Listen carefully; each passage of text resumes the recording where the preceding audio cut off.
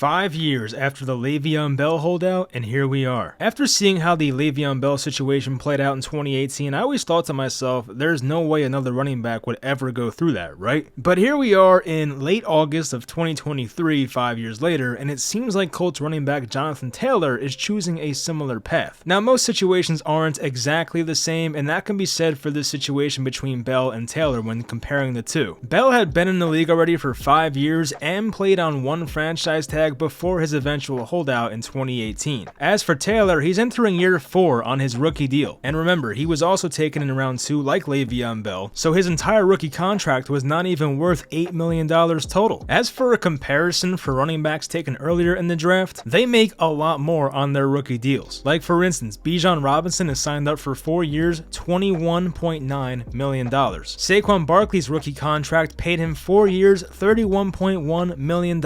And Jonathan Taylor is just $8 million.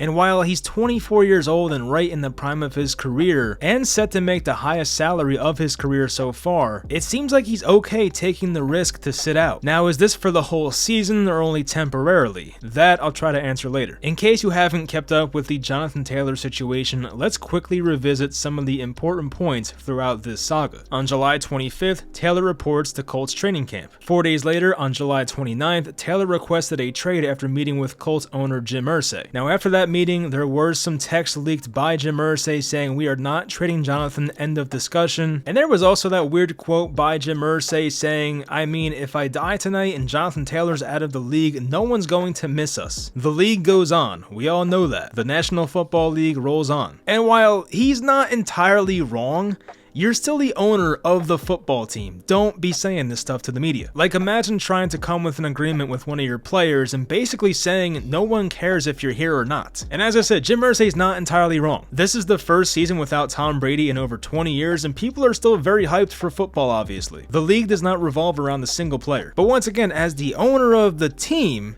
you shouldn't be saying that stuff. On August 8th, Taylor left the Colts training camp to rehab his ankle. 6 days later, on August 14th, Taylor returned to Colts training camp. Then 2 days later, on August 16th, Taylor is excused from practice for a personal matter. 5 days later, on August 21st, it was announced that the Colts were giving Jonathan Taylor permission to seek a trade elsewhere. Then 8 days later, the most recent news that came out yesterday during this recording, Adam Schefter posted that the Colts did not receive an offer they liked for Taylor and would likely place him on the physically unable to perform list, meaning he could not play in the Colts' first 4 games in the regular season. The next major deadline comes 2 months later, as the NFL trade deadline is set on October 30th. If Taylor's not traded by that point, it leaves him with only 2 options. One is just suck it up and play for the Colts, a Colts team that's probably not going to be good, honestly, and at that point, why would you even come back? Or number 2, just sit out the entire 2023 season and try again next offseason. If JT hypothetically sat out all the way up until the trade deadline, then the earliest he could return is by week 9 at Carolina, and at that point, assuming the Colts are out of the playoff race, which they might be,